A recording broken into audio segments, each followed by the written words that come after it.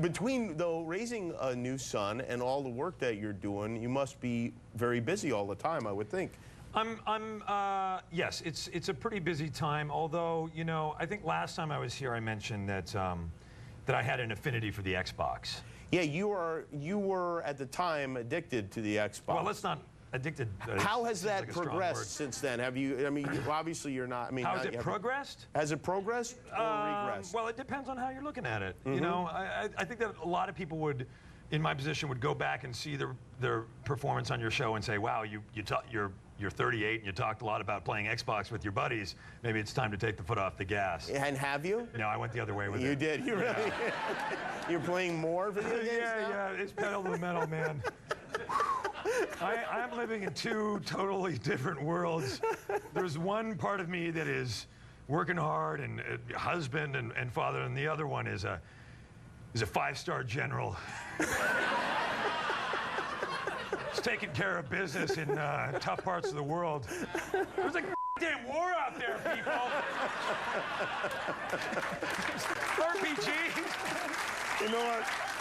I think it's important for people to know that you're not kidding. I think. Who do you play with? And what's the video game that you play? I play Call of Duty for Modern Warfare. Thank you. Thank you. It's like a compliment. Thanks a lot. So you play. It's a gamer's game. And you put on the headset? I put on the head. Well, this is great. I look like an air traffic controller. It's so embarrassing. It's Who do you play with? I play with my buddies. I play with a bunch of... I guess that's better than strangers. Well, here's the good news, or here's the bad news, actually, is that I play with all these buddies of mine, and by the way, nobody under 35, except for my one buddy, his 13-year-old nephew. But, which is great, because it would be like, he's like, guys, I got to go do my homework. I'm like, oh, God. Me too. I dated your mom.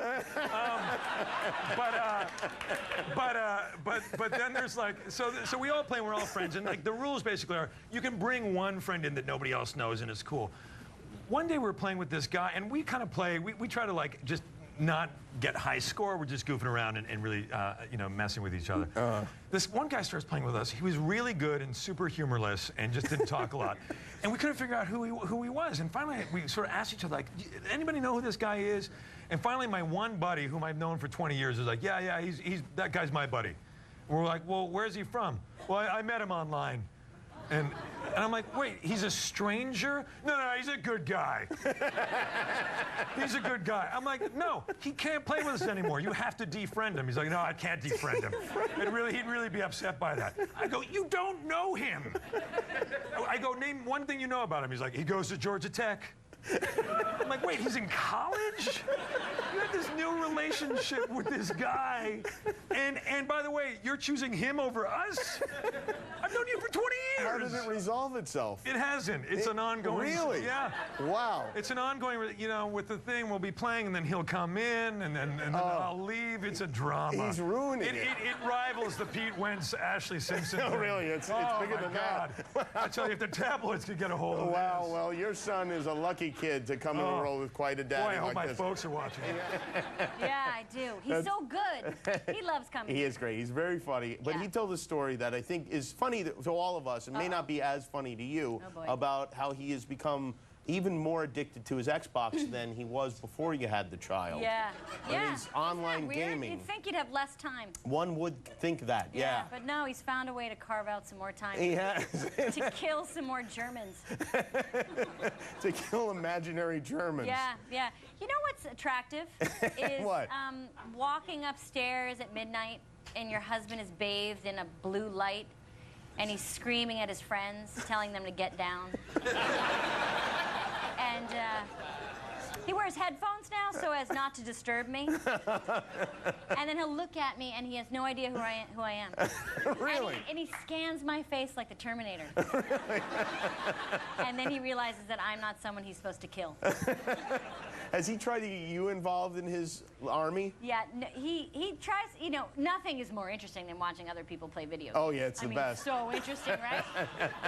But he tries to get me into it, but I always think about the families of the people that were killed. Every zombie has a mother. Yeah. A Super Mario or a Ms. Pac-Man somewhere that like, loved them. oh, the mother of Miss Pac-Man. She must be so sad. But you know what? I think that says a lot about you that you don't put a stop, because I think a lot of wives would then, the hammer would come down as soon as the baby was born. I'd be like, you have to act differently now. Yeah. You have to be here. You have to participate in this child's life, and you don't want that. No, because he's, well, I don't want that. You're right. But he's also home. So he is there. He is physically there. He's physically there. He's just mentally, like in Berlin or something. He's committing atrocities in his brain. Yes. He's just killing people. Now you have a new show coming.